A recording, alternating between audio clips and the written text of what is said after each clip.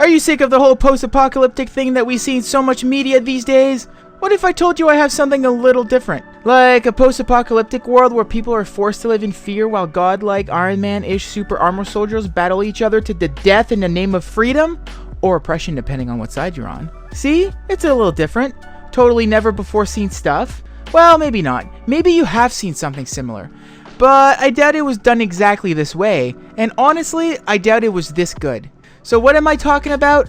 I'm talking about Aposims. Before we get started though, I'd like to welcome you to MangAnalysis, where I do little reviews of some of the manga I've been reading. And if you like what you see, consider subscribing, giving it a like, and maybe type down a comment. Let's get talking. Alright, so a simple summary of the series might be a tad difficult since there's a lot going on right off the bat. Before going into a short summary, I think it would be a good idea to give some context to add to the premise. The series takes place on the cold, desolate planet of Aposims, where almost no life remains. What little life exists is split between the evil Rebedoan Empire and the people who refuse to comply.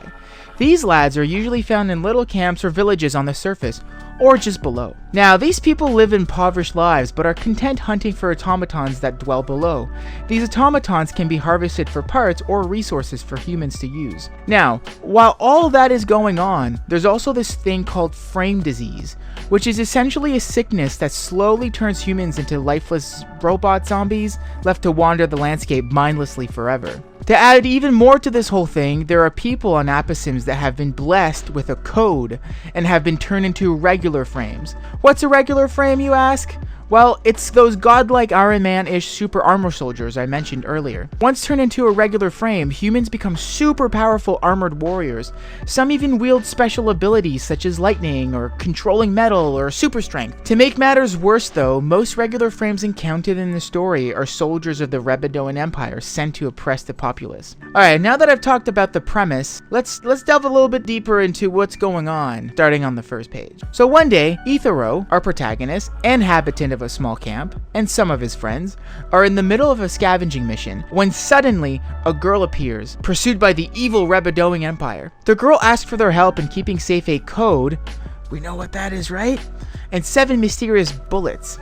Read on as Itharo plunges into a world of combat and ruin as he seeks a way to destroy the Rebedoan Empire. Dun dun dun. Now, let's talk about some of the great things about this manga. As I mentioned in an earlier episode, I have a bachelor's in fine arts. We are taught pretty vigorously of the importance of contrast in our pieces, whether it's painting, drawing, photography, etc. That is still true in manga since it's typically a medium where contrast is essentially everything. Big blacks, big whites, some gray tones. The reason I mention this is because, interestingly enough, Aposims has no blacks. Well, that's not true, it just has very, very little. Some of the characters have black hair and that's about it. Even the cross-hatching is kept to a minimum. It was really jarring at first. Every page seems somewhat overexposed, kind of like a bad photograph. But as you grow accustomed to it, you realize just how well this fits the world. The world of Aposims is really bleak and desolate and always barren. The lack of contrast or blacks really pushes that to the max. I feel personally that the usage of blacks can be sort of a crutch for some artists, myself included.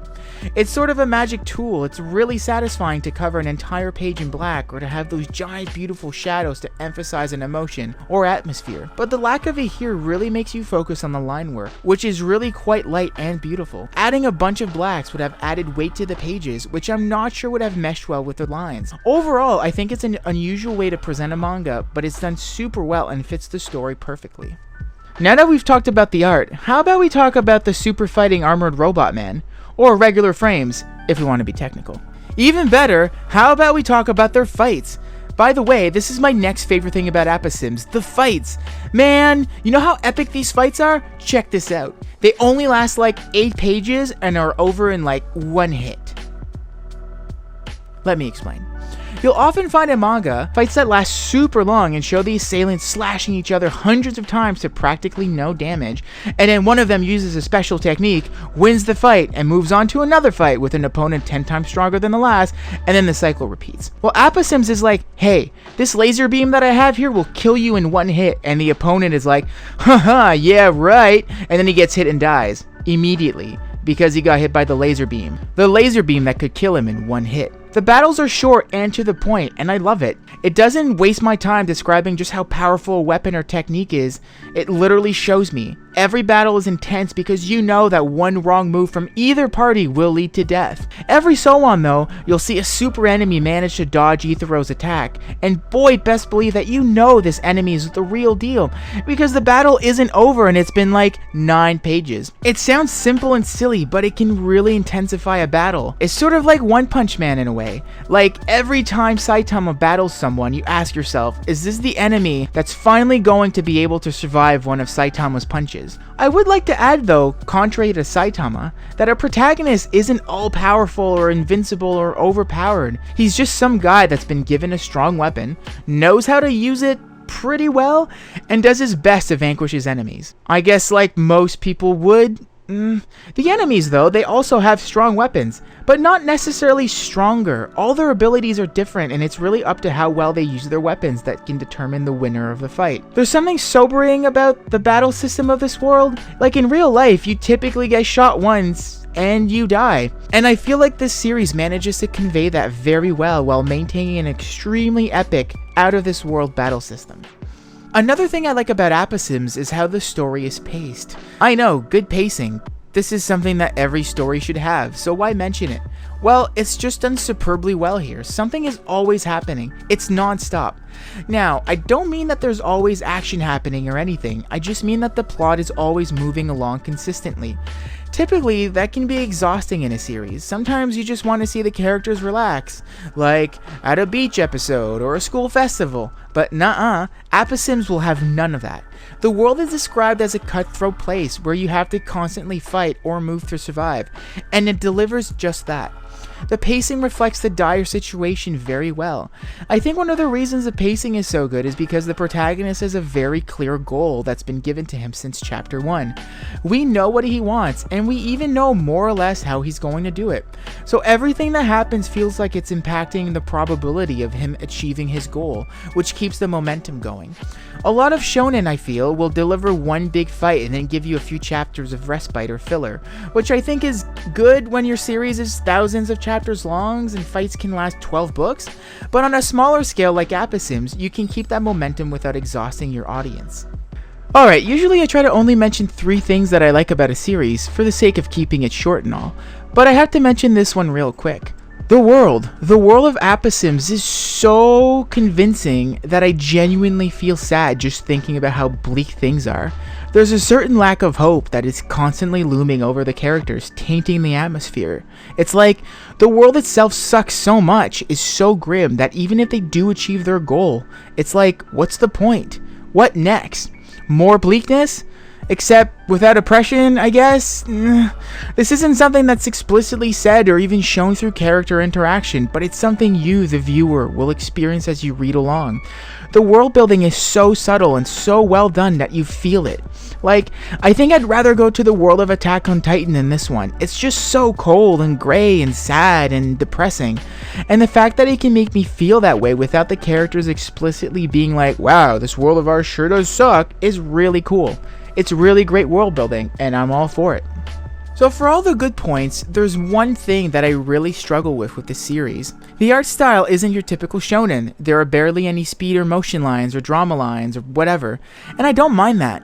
But that just means that the art and panel compositions have to be extremely on point to make sure the viewer knows what's going on.